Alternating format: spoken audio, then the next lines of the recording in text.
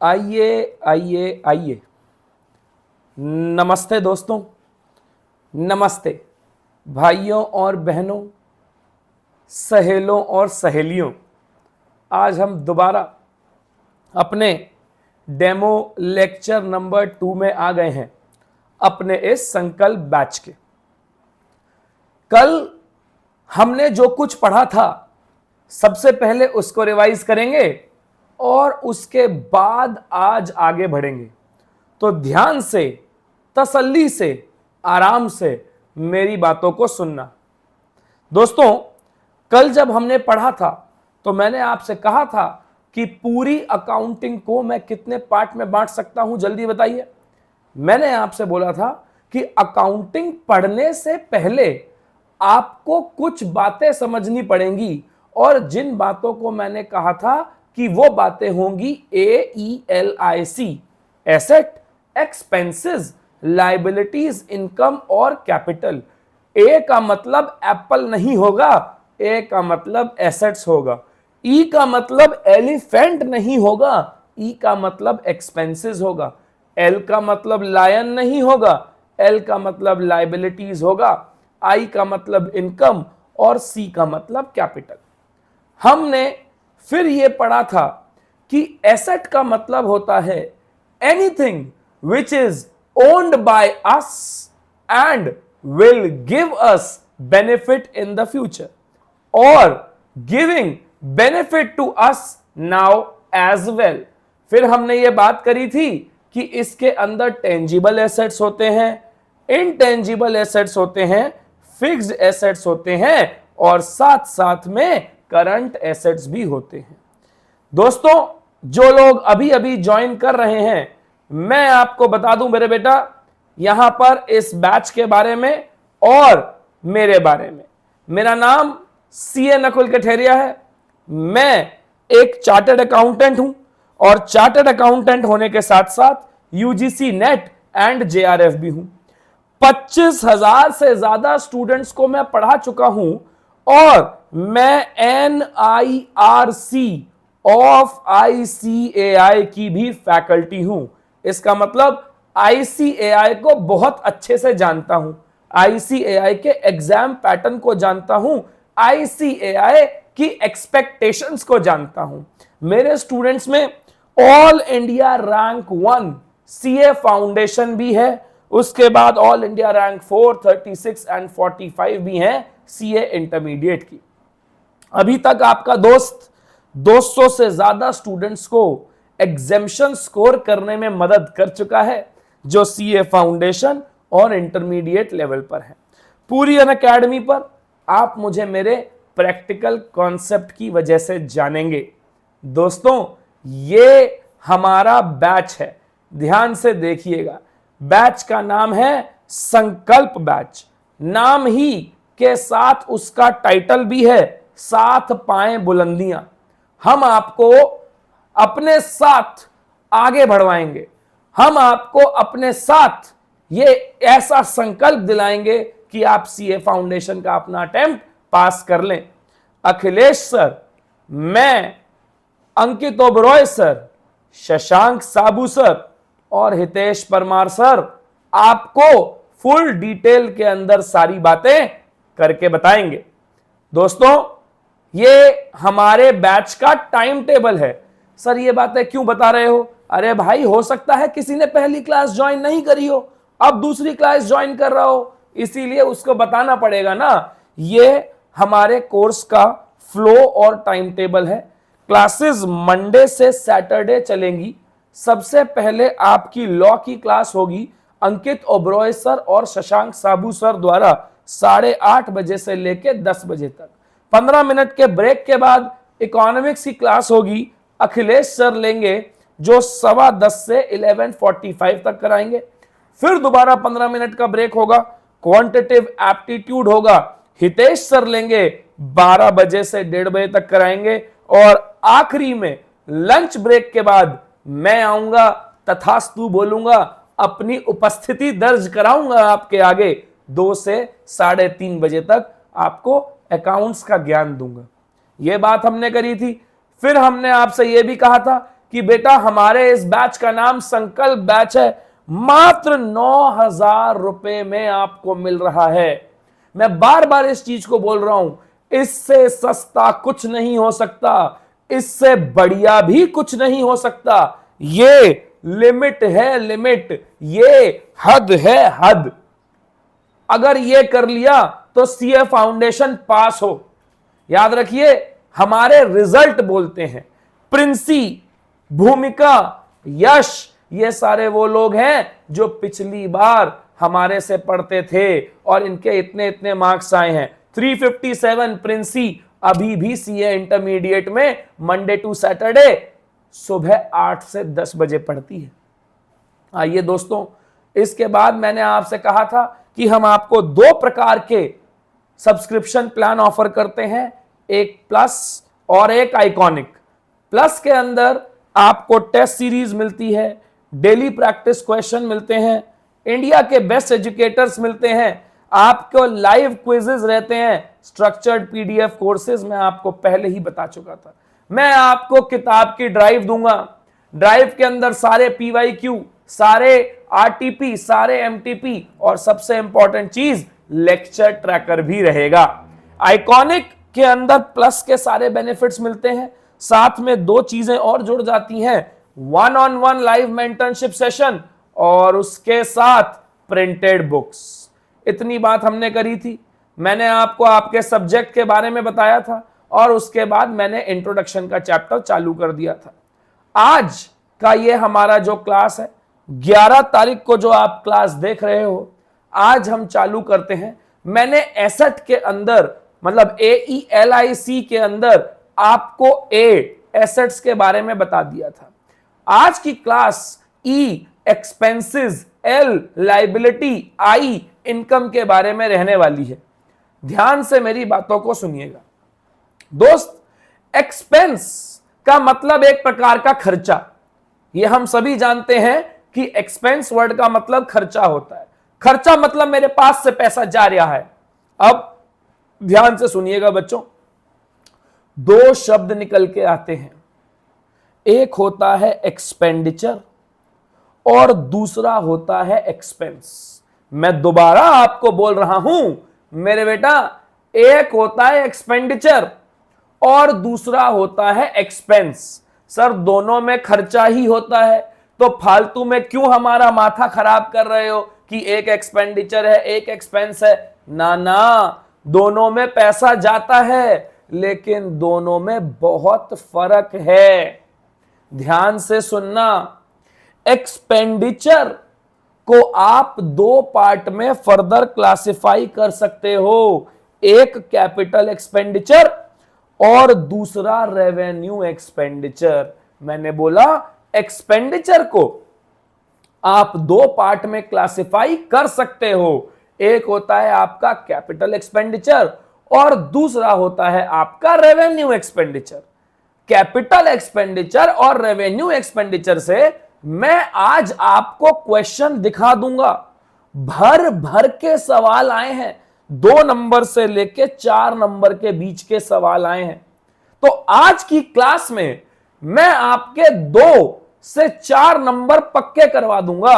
आप इस वीडियो को एंड तक देखना, मेरी गारंटी है मैं आपके दिमाग में ताला खोल के भरकर ताला बंद करके चाबी फेंक दूंगा, इस बात की गारंटी लेता हूं। तो मैंने कहा जल्दी जल्दी बताएंगे बच्चों, एक्सपेंडिचर कितने टाइप के होते हैं। सर एक्सपेंडिचर होते हैं 2 टाइप के, कैपिटल एक्सपेंडिचर और रेवेन्यू एक्सपेंडिचर। रेवेन्यू एक्सपेंडिचर को ही हम एक्सपेंसेस बोलते हैं। तो बेसिकली 2 मैंने आपको क्लासिफिकेशन बताई कि सर एक होता है एक्सपेंडिचर और दूसरा क्या होता है, दूसरा होता है एक्सपेंस। एक्सपेंडिचर के 2 फर्दर क्लासिफिकेशन होते हैं, एक होता है कैपिटल एक्सपेंडिचर, दूसरा होता है रेवेन्यू एक्सपेंडिचर और रेवेन्यू एक्सपेंडिचर का ही दूसरा नाम क्या होता है, एक्सपेंसेस। जैसे गंगाधर ही शक्तिमान है, ऐसे ही रेवेन्यू एक्सपेंडिचर का ही दूसरा नाम एक्सपेंसेस है। चलिए सर एक एक करके बात करना चालू करते हैं। आपको 100% कॉन्सेप्चुअल गारंटी मैं दूंगा और आज आपको कुछ प्रीवियस ईयर क्वेश्चन भी करवाऊंगा, इस बात की पक्की गारंटी है। ध्यान से सुनिएगा। मैंने कहा भैया अगला जो हमारा पॉइंट आता है वो आता है कि सर कैपिटल एक्सपेंडिचर क्या होता है और रेवेन्यू एक्सपेंडिचर क्या होता है। तो मैंने कहा देखो भैया सबसे पहले कैपिटल एक्सपेंडिचर की बात कर लेते हैं कि ये कैपिटल एक्सपेंडिचर क्या चीज है। तो मैंने बोला एनी एक्सपेंडिचर, ऐसा कोई भी खर्चा, एनी एक्सपेंडिचर, पहला पॉइंट जिसका बेनिफिट 12 महीने से ज्यादा आपको मिल रहा हो। मैंने कहा ऐसा कोई भी खर्चा जिसको खर्च करके, ऐसे पैसे खर्च करके आपको अगर फायदा 12 महीने से ज्यादा मिल रहा है तो वो आपका कैपिटल एक्सपेंडिचर कहलाएगा। ठीक है सर। दूसरा, या तो उस खर्चे का नेचर नॉन रेकरिंग हो। अब सर ये नॉन रेकरिंग वर्ड का मतलब क्या होता है मेरे बेटा? रेकरिंग वर्ड का मतलब होता है बार बार बार बार बार बार होना। तो नॉन रेकरिंग वर्ड का मतलब क्या हुआ? कभी कभार होना। रेकरिंग मतलब बार बार, नॉन रेकरिंग मतलब कभी कभार। तो कैपिटल एक्सपेंडिचर वो खर्चे होंगे जो नॉन रेकरिंग इन नेचर होंगे। ठीक है सर, इतनी बात भी समझ में आ गई। कैपिटल एक्सपेंडिचर हमेशा आपके एसेट्स बनाने में मदद करेंगे, और या फिर ये 3 कैटेगरी में से कोई भी एक कैटेगरी लगवा सकते हैं। जैसे कैपिटल एक्सपेंडिचर आपके एसेट की लाइफ बढ़ा सकते हैं, कैपिटल एक्सपेंडिचर आपके एसेट की कैपेसिटी बढ़ा सकते हैं, कैपिटल एक्सपेंडिचर आपके एसेट की एफिशिएंसी को भी बढ़ा सकते हैं। तो मैंने बोला कि भैया देखिए कैपिटल एक्सपेंडिचर 6 तरीके के कंडीशंस में फिट बैठ सकते हैं। ऐसा एक्सपेंडिचर जो मुझे बार बार करना पड़े, अरे सर कैसा पाप कर रहे हो, बार बार नहीं, जो कभी कभार करना हो। कभी कभार करना हो मतलब नॉन रेकरिंग इन नेचर हो। ऐसा एक्सपेंडिचर जिसको करके मेरे को फायदा 12 महीने से ज्यादा मिल रहा हो। ऐसा एक्सपेंडिचर जो मैं करूं तो मेरे एसेट की लाइफ बढ़ जाए। जैसे वो कहते हैं ना कि अरे बुड्ढा खा ले तो जवान बन जाए, जवान खा ले तो पहलवान बन जाए, बिल्कुल वही हिसाब है। ऐसा खर्चा जो एसेट की लाइफ बढ़ा दे, ऐसा खर्चा जो एसेट की कैपेसिटी बढ़ा दे, या फिर ऐसा खर्चा जो एसेट की एफिशिएंसी बढ़ा दे, ऐसे खर्चे को हम बोलते हैं कैपिटल एक्सपेंडिचर। सर थोड़े एग्जाम्पल अगर दोगे तो और अच्छा समझ में आएगा। मैंने बोला है ना, मैं आपके दिमाग तक घुसा दूंगा, आप बस मेरी बातों को सुनते रहना। दोस्तों मैंने कहा ऐसा कोई खर्चा जिसका बेनिफिट आपको 12 महीने से ज्यादा मिले, या फिर ऐसा कोई खर्चा जो नॉन रेकरिंग इन नेचर हो, बार बार ना करते हो आप, बार बार ना करते हो आप। फॉर एग्जाम्पल आपने एसी खरीदा, क्या आप बार बार एसी खरीदते हो या कभी कभार एसी खरीदते हो? जल्दी बोलो ना, बार बार खरीदते हो क्या? नहीं सर बार बार तो नहीं खरीदते, कभी कभार खरीदते हैं, 4 साल 5 साल 6 साल में एक बार। लेकिन खरीदने के लिए पैसा लग रहा है कि नहीं लग रहा? तो ऐसा पैसा लगना जो नॉन रेकरिंग इन नेचर हो, बार बार रिपीट ना होता हो। देखो मैंने लिखा हुआ है यहां पर कि बार बार रिपीट ना होता हो, ऐसे खर्चे को हम नॉन रेकरिंग इन नेचर बोलते हैं, और नॉन रेकरिंग नेचर वाले खर्चे कैपिटल एक्सपेंडिचर कहलाते हैं। अब आता है मजा, अब मैंने एग्जाम्पल देने चालू करे। ऐसा कोई एक्सपेंडिचर जिससे एसेट की लाइफ बढ़ जाए, ऐसा कोई एक्सपेंडिचर जिससे एसेट की लाइफ बढ़ जाए। सर जरा समझाइए, हम समझना चाहते हैं। मैं समझाता हूं। हमारे लॉ की फैकल्टी हैं शशांक साबू सर, देखो कितने बढ़िया लग रहे हैं।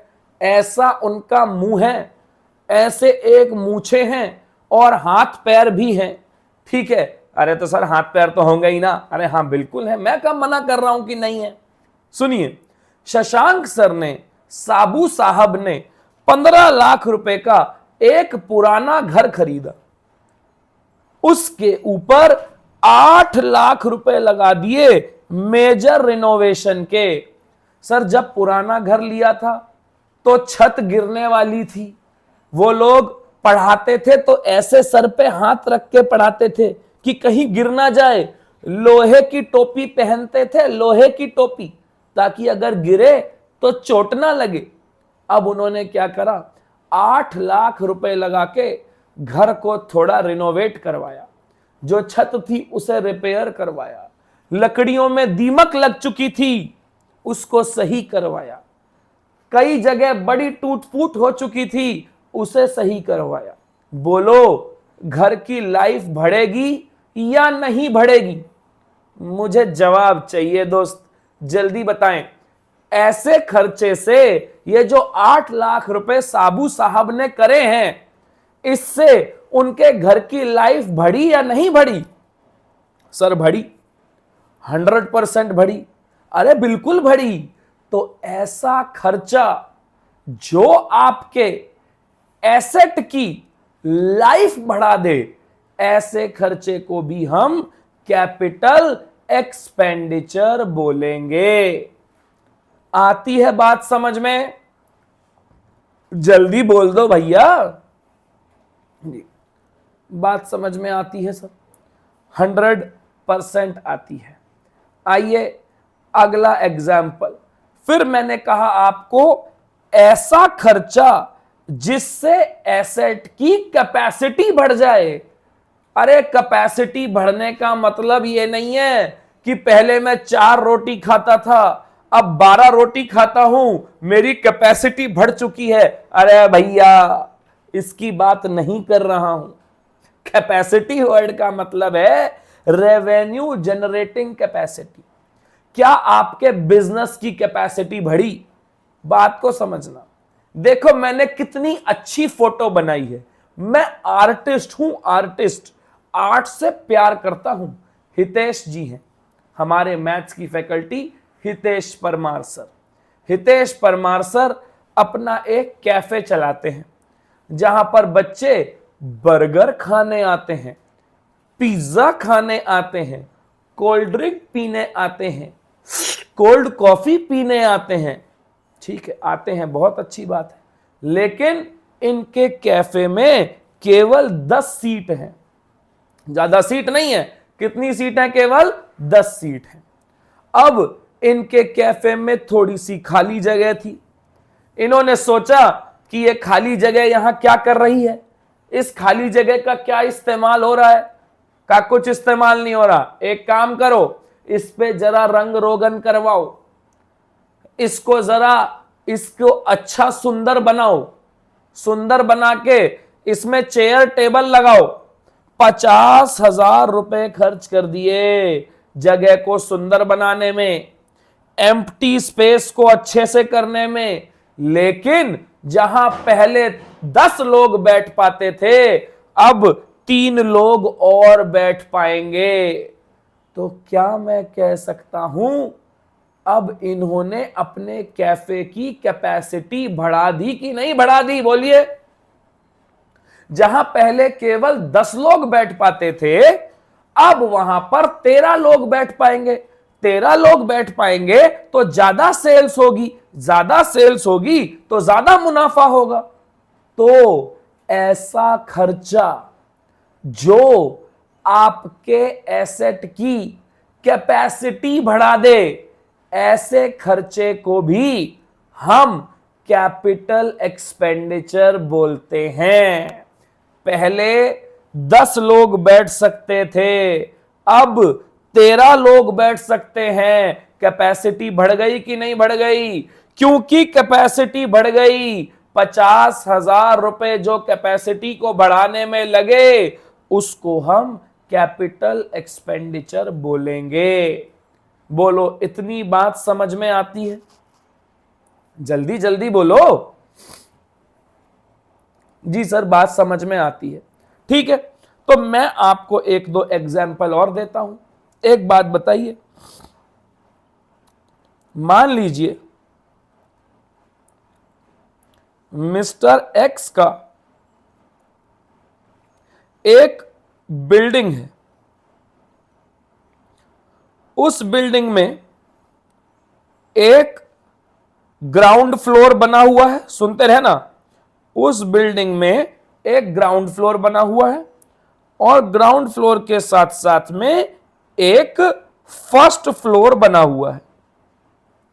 अब मिस्टर एक्स एक काम करते हैं, इसके ऊपर एक सेकंड फ्लोर बनवा लेते हैं और इस सेकंड फ्लोर को बनवाने में 15 लाख रुपीस का खर्चा करते हैं।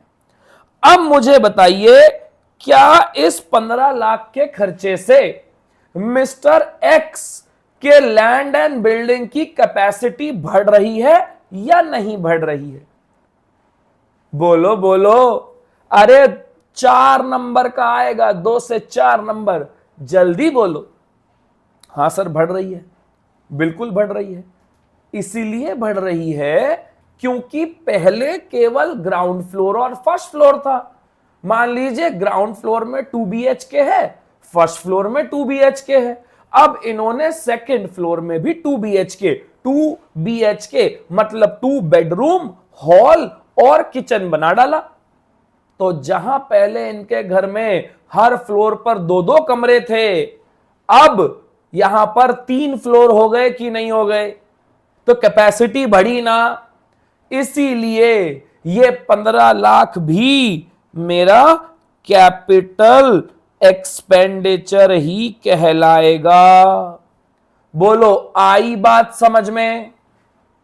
जल्दी बताओ यार, बात समझ में आई कि नहीं आई? कमेंट करो जी। क्लियर है? आगे चलते हैं। अब बात आती है जो थोड़ी टेढ़ी है लेकिन मेरी है, क्योंकि अकाउंट्स की बात है तो मैं बताऊंगा ही बताऊंगा। सर, अगर उस खर्चे से एफिशिएंसी बढ़ जाए, मतलब सर अगर उस खर्चे से एफिशिएंसी बढ़ जाती है तो उस खर्चे को भी हम कैपिटल एक्सपेंडिचर मानेंगे। सर, एफिशिएंसी बढ़ना मतलब क्या होता है? एफिशिएंसी बढ़ने का मतलब होता है reduction in running and operating cost, मतलब डे टू डे खर्चे कम हो जाएं। डे टू डे खर्चे कम हो जाएं। एक बार ऐसा खर्चा लग जाए जिससे मेरे डे टू डे के खर्चे कम हो जाएं, तो ऐसे खर्चे को भी मैं कैपिटल एक्सपेंडिचर मानूंगा।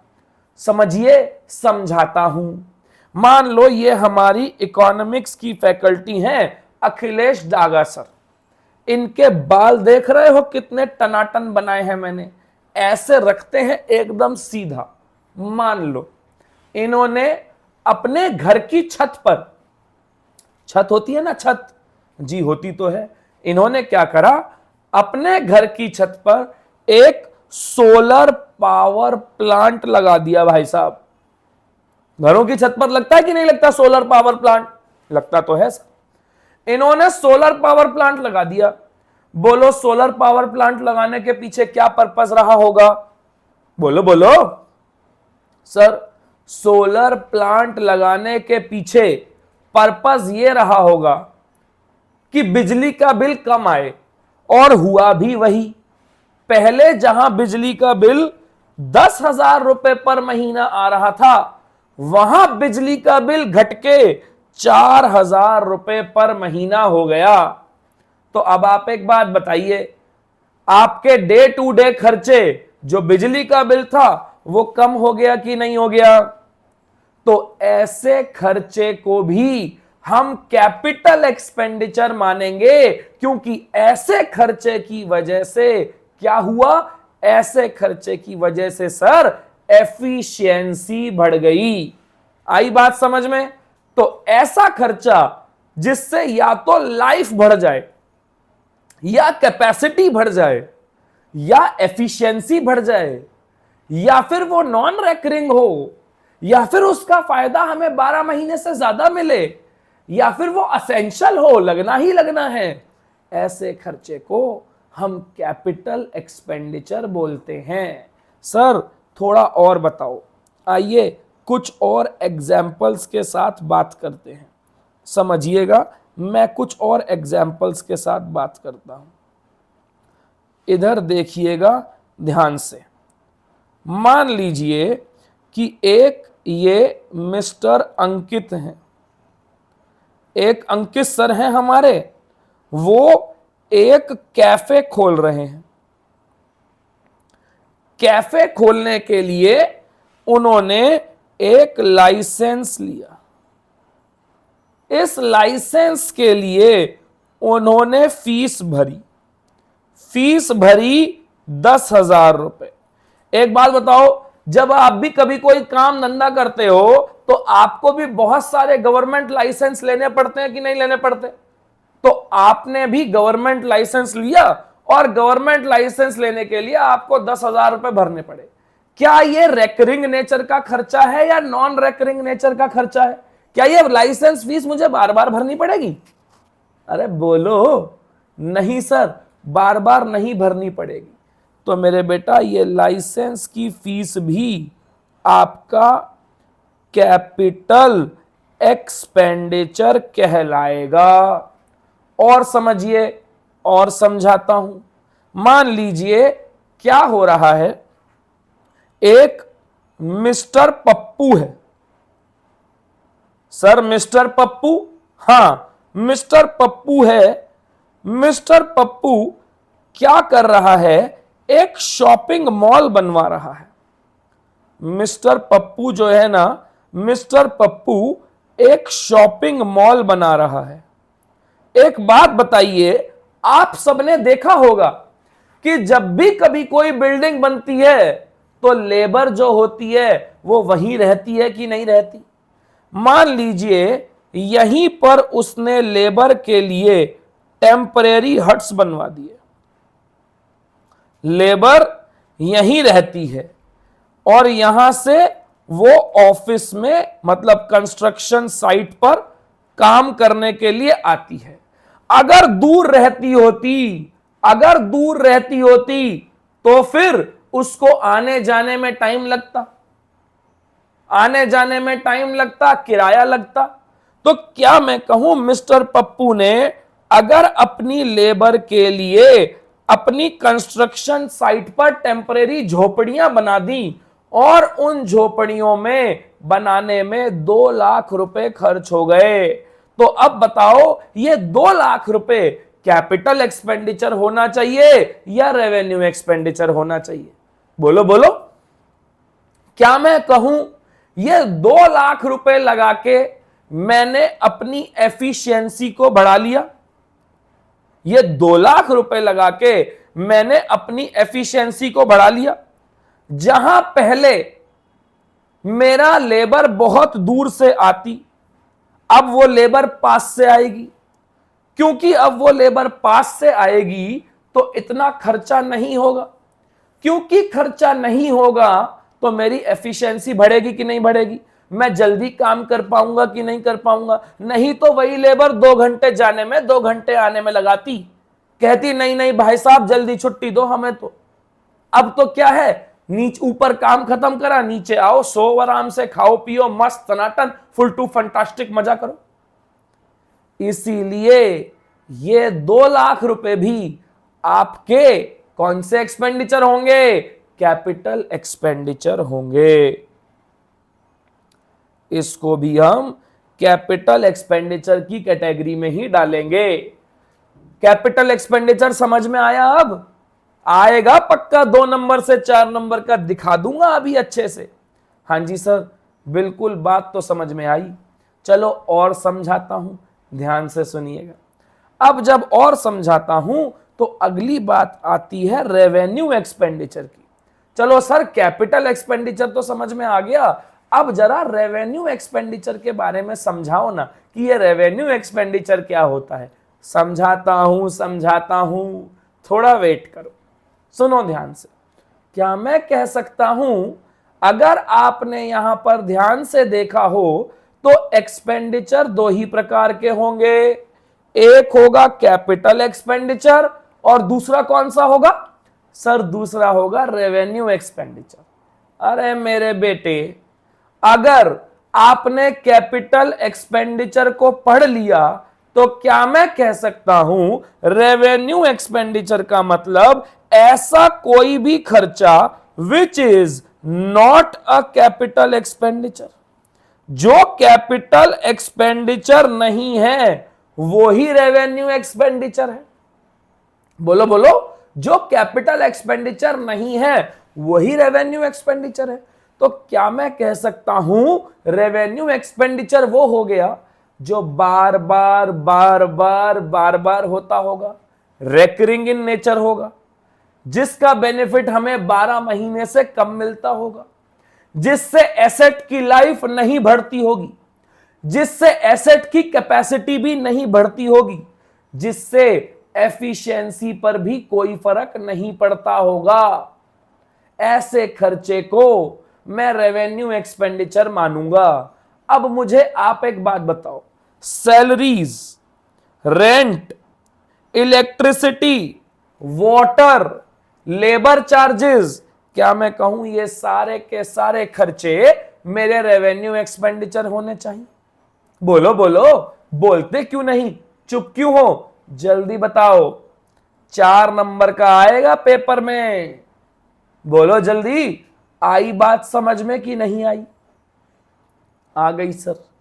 आओ थोड़ी बात आपको समझाता हूं, ध्यान से देखिएगा, दिखाता हूं आपको, तब आपको बात और समझ में आएगी। देखिए, मैं सीए फाउंडेशन के बहुत सारे पेपर लेके आया हूं अपने साथ, देखते हैं कि क्या इसके अंदर कोई बात आ रही है, ये भी देख लेते हैं एक बार। 1 मिनट रुकिएगा, अभी देख लेते हैं इसको भी। ये मैं यहां पर सीए फाउंडेशन के पेपर ले आया, जुलाई 2021 का पेपर मैंने खोल लिया। देखते हैं सर क्या कोई बात निकल के आई है, अभी पता चल जाएगी, देखते रहना क्या कैपिटल एक्सपेंडिचर और रेवेन्यू एक्सपेंडिचर की बात है।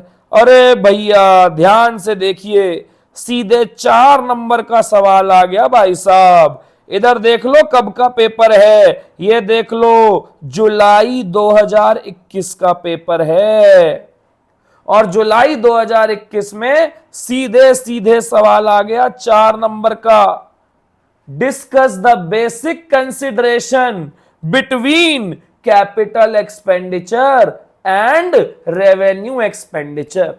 कितने नंबर का आया सर? 4 नंबर का।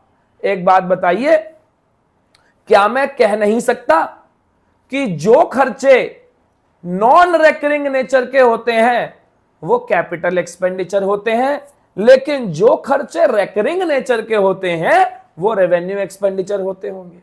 जिन खर्चों से एसेट की लाइफ बढ़ जाती है वो खर्चे कैपिटल एक्सपेंडिचर होते हैं, लेकिन जिन खर्चों से एसेट की लाइफ नहीं बढ़ती वो खर्चे रेवेन्यू एक्सपेंडिचर होते हैं।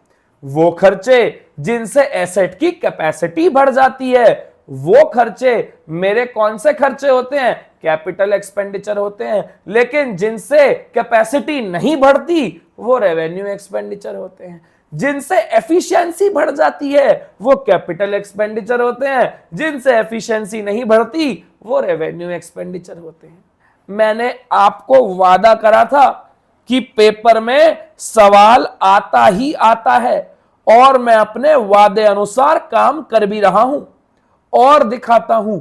और देखो, अभी तो बेटे बस शुरुआत करी है, और देखो ध्यान से, और देखते हैं। जुलाई में तो दिखा दिया सर, एक बात बताओ, क्या जून में भी कोई सवाल आया है?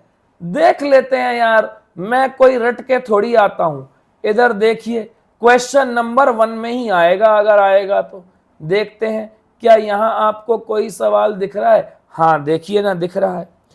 Any amount spent for replacement of a worn out part of machine is a capital expenditure. वो क्या कहना चाहता है, बात को समझो। वो कह रहा है कि भैया ऐसा है कि मेरे पास मोटरसाइकिल थी, मोटरसाइकिल की क्लच की तार खराब हो गई, तो मैंने क्लच का तार बदल दिया। क्या वो कैपिटल एक्सपेंडिचर है? क्या इसने यह लिखा हुआ है कि एसेट की लाइफ बढ़ जाएगी? क्या यह लिखा हुआ है कि एसेट की कैपेसिटी बढ़ जाएगी? क्या यह लिखा हुआ है कि एसेट की एफिशिएंसी बढ़ जाएगी? जल्दी बोलो ना, क्या ऐसा कुछ भी लिखा है? सर ये सही में प्रीवियस ईयर पेपर है क्या? अबे यार देख लो भाई, आपके सामने है मई 2022 का पेपर, आपके सामने है institute of chartered accountants of India, ये रहा आपके सामने। तो वो कहता है अब बताओ, क्या इसमें लिखा हुआ है कि लाइफ बढ़ जाएगी या कैपेसिटी बढ़ जाएगी या एफिशिएंसी बढ़ जाएगी? नहीं सर, कहीं कुछ भी नहीं लिखा। तो क्या मैं बोलूं ये भी मेरा रेवेन्यू एक्सपेंडिचर ही कहलाएगा? जल्दी बताओ, बोलते क्यों नहीं? जी सर, बिल्कुल बात सही है। बोलो बोलो, क्लियर होती है बात कि नहीं हुई? जी सर, क्लियर तो हो गई। अभी तो कुछ एग्जाम्पल दिखाए थे, आइए वापस अपनी बात करते हैं और आगे बढ़ते हैं। तो अब हमें इतनी बात समझ में आ गई सर कि क्या चीज मेरी कैपिटल एक्सपेंडिचर होती है और क्या चीज मेरी रेवेन्यू एक्सपेंडिचर होती है। जल्दी जल्दी बताएंगे, एक्सपेंडिचर को कितने पार्ट में क्लासिफाई करते हैं? जल्दी जल्दी बोलिए। सर एक्सपेंडिचर को 2 पार्ट में क्लासिफाई करते हैं, एक कैपिटल एक्सपेंडिचर और दूसरा क्या? सर दूसरा रेवेन्यू एक्सपेंडिचर। कैपिटल एक्सपेंडिचर क्या होता है? Sir capital expenditure non recurring in nature होता है। सर कैपिटल एक्सपेंडिचर से या तो एसेट की लाइफ बढ़ जाती है, कैपिटल एक्सपेंडिचर से एसेट की कैपेसिटी बढ़ जाती है, कैपिटल एक्सपेंडिचर से एसेट की एफिशिएंसी बढ़ जाती है। कैपिटल एक्सपेंडिचर का बेनिफिट कब मिलता है? मोर देन 12 मंथ्स तक मिलता है।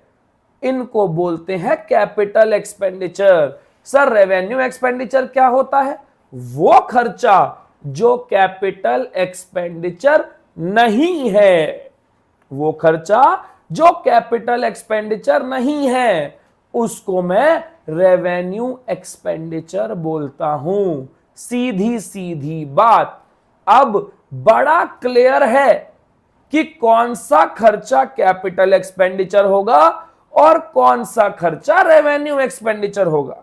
यह बात बिल्कुल क्लियर है। आप जो मर्जी सवाल कर सकते हो इससे रिलेटेड और पेपर में पक्का आता है। कौन सी ऐसी फैकल्टी है भाई जो दूसरी क्लास के अंदर ही पीवाईक्यू का नमूना पेश कर दे?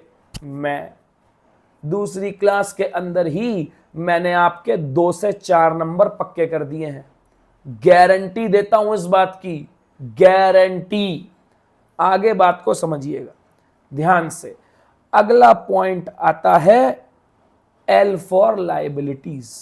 ध्यान से देखो, मैंने LIC, तो ए मतलब एसेट हो गया, ई मतलब एक्सपेंस हो गया। अब हम अगले पे आ गए, एल मतलब लाइबिलिटीज। लाइबिलिटीज क्या होती हैं दोस्त? लाइबिलिटीज की बड़ी अच्छी डेफिनेशन है। आप लोग लाइबिलिटी का मतलब केवल उधारी उधारी उधारी उधारी बोलते हो। लाइबिलिटी होती है बेटा present obligation arising because of past events which will result in outflow of cash और अदर एसेट्स। क्या मस्त डेफिनेशन है लाइबिलिटीज की, मैं आपको बता रहा हूं। आपके पुराने पापों का फल आपकी लाइबिलिटी है। बात को ध्यान से सुनना। एक बात बताओ, मैंने रेंट की जगह इस्तेमाल करी होगी, तभी तो मुझे अब रेंट देना पड़ेगा। मैंने पहले गुड्स खरीदे होंगे, तभी तो मेरे क्रेडिटर्स होंगे जिनको मैंने पैसे भरने हैं। तो क्या मैं कहूं प्रेजेंट ऑब्लिगेशन? दोस्त, प्रेजेंट ऑब्लिगेशन का मतलब हो गया, प्रेजेंट ऑब्लिगेशन का मतलब हो गया कि पैसे देना कंफर्म है, पैसे देने ही होंगे। प्रेजेंट ऑब्लिगेशन मतलब यह बात कंफर्म हो गई है कि आपको पैसे भरने होंगे। लेकिन क्यों भरने होंगे? क्योंकि आपने पुराने कोई ऐसे कर्म करे हैं, आपने पुराने कोई ऐसे कांड करे हैं, मतलब बिकॉज ऑफ पास्ट इवेंट्स। अब कोई कहता है आउटस्टैंडिंग सैलरीज, आउटस्टैंडिंग सैलरी मतलब मेरी लाइबिलिटी है। अरे भैया, आपने किसी को अपने यहां काम पर रखा होगा, आपने उसकी सैलरी नहीं दी, तभी तो आउटस्टैंडिंग लाइबिलिटी है आपकी, आउटस्टैंडिंग आपके सैलरी आपकी लाइबिलिटी हो गई। आपने पहले लोन लिया होगा, तभी तो अब आपको लोन भरना पड़ेगा। अगर आपने लोन लिया ही नहीं होता तो आपको लोन भरना क्यों होता? अगर आपने सामान खरीदा ही नहीं होता तो सामान के पैसे देने क्यों होंगे क्रेडिटर्स को? तो लाइबिलिटीज का मतलब होता है present obligation arising because of past events which will result in outflow of cash और अदर एसेट्स। ये कंफर्म है। लाइबिलिटीज भी दो प्रकार की होती हैं। जैसे एसेट्स दो प्रकार के होते थे on the basis of duration, fixed assets और करंट एसेट्स, ऐसे ही लाइबिलिटीज भी दो प्रकार की होती हैं। एक होती है लॉन्ग टर्म लाइबिलिटी और एक होती है शॉर्ट टर्म लाइबिलिटी। अरे भैया बात को समझो, लॉन्ग टर्म लाइबिलिटी मतलब which is payable after 12 month. आपने कोई ऐसा लोन ले लिया जिसमें आपको अभी पेमेंट नहीं करनी, 5 साल बाद आपको पेमेंट करनी है, उसको बोलते हैं लॉन्ग टर्म लाइबिलिटी। जैसे एग्जाम्पल के तौर पर डिबेंचर्स, आपने डिबेंचर्स से पैसा उठा लिया, आपको पेमेंट अभी नहीं करनी, पेमेंट करनी है 5 साल बाद, उसे बोलते हैं long term liability. Short term liability का मतलब होता है ऐसी लाइबिलिटी जो पेबल है विद इन 12 मंथ्स, आपको 12 महीने के अंदर उनकी पेमेंट करनी पड़ेगी। आपने किसी से सामान लिया, आपको 12 महीने में उसके पैसे चुकाने ही पड़ेंगे, नहीं तो भरे रोड पर आपका गला पकड़ लेगा कि लाबे मेरे पैसे दे, कब देगा। क्या करोगे फिर? क्या इज्जत रह जाएगी तुम्हारी? कभी सोचा है? तो ऐसे काम कभी मत करना। तो सर आज हमने क्या पढ़ा? हमने AELIC, ध्यान से सुनिएगा, मैंने आपसे कहा था कि आपको पढ़ना है बेसिक टर्म्स में AELIC। मैंने आपको एसेट्स पढ़ा दिया। एसेट्स का मतलब क्या होता है याद करो, पहली क्लास में पढ़ाया था। Anything which is owned by us plus that will give us benefit in future is called my asset. Asset होते हैं tangible asset, intangible asset, current asset, fixed assets. Expenses, expenses मतलब खर्चा। Now expenses and expenditure both are different. Expenditure को आप दो part में classify कर सकते हो, capital expenditure and revenue expenditure. Capital expenditure की कुछ कंडीशंस होती हैं, पक्का आएगा पेपर में, अभी जिसके बारे में हमने बात करी थी। और लाइबिलिटीज क्या होती हैं? Present obligation arising because of past events, जो किस चीज में रिजल्ट करें? Result in outflow of cash और अदर रिसीवेबल्स। उसके बाद जब हम आगे बढ़े थे तो हमने यह कहा था कि लाइबिलिटी दो प्रकार की होती है। कौन कौन सी? Short term liability and long term liability. बच्चों याद रखिएगा, ये आपका 15 तारीख से बैच आ रहा है, समझ लीजिए इसको। मेरे बेटा, मैं बार बार आपसे कह रहा हूं, ये सबसे बड़ा मौका है, सबसे बड़ा मौका है आप अपने आप को सीए फाउंडेशन क्लियर करवाने का। सबसे बड़ा मौका। इसके अंदर आप मात्र 9,000 रुपए में सब्सक्रिप्शन ले सकते हैं। 15 तारीख से जब बैच चालू होगा, अरे भाई आप बात समझो, जितनी जल्दी आप शुरुआत करोगे उतना अच्छा है आपके लिए। जितनी जल्दी आप शुरुआत करोगे उतनी जल्दी आपका कंटेंट खत्म होगा, उतनी जल्दी आपकी रिवीजन चालू होगी। अरे क्यों पड़े हो चक्कर में, कोई नहीं है टक्कर में। मैं बता रहा हूं आपको, सबसे बढ़िया बैच है। जो चेहरे आपको दिख रहे हैं ना, ये चेहरे इंडिया के अलग अलग पार्ट से चुन चुन कर लाए गए हैं। और मैं आपको बताऊं, मैं और अंकित सर, हम तो अनअकैडमी के ऑफलाइन सेंटर में भी पढ़ाते हैं दिल्ली में। तो आप सोचिए, अनअकैडमी ने हमारे ऊपर कितना भरोसा करा हुआ है। ये 50% ऑफ केवल 14 तारीख तक है, याद रखिएगा। और हां, एक और बात, अनलिमिटेड व्यूज हैं भाई, अनलिमिटेड। ये नहीं है कि आपको बस एक क्लास एक बार देखने को मिलेगी। आप एक क्लास को जितनी मर्जी बार देख सकते हो, जितनी मर्जी बार। अनअकैडमी आपके ऊपर व्यूज का कोई लिमिटेशन नहीं लगाती। क्या चाहिए यार। और इतना बढ़िया बैच, इतने बढ़िया फैकल्टीज, इतने बढ़िया लोग। मेन बैच 15 अप्रैल से चालू होगा। 15 अप्रैल से जब ये बैच चालू होगा तो मैं आपको गारंटी देता हूं, आपको बहुत ज्यादा मजा आएगा, बहुत बहुत बहुत ज्यादा। चलिए दोस्तों, आज अपनी वाणी को विराम दूंगा। कल फिर दोबारा मिलेंगे और कल और अपने कॉन्सेप्ट्स को आगे बढ़ाएंगे और नॉलेज गेन करेंगे। आपका बहुत बहुत धन्यवाद। जय हिंद।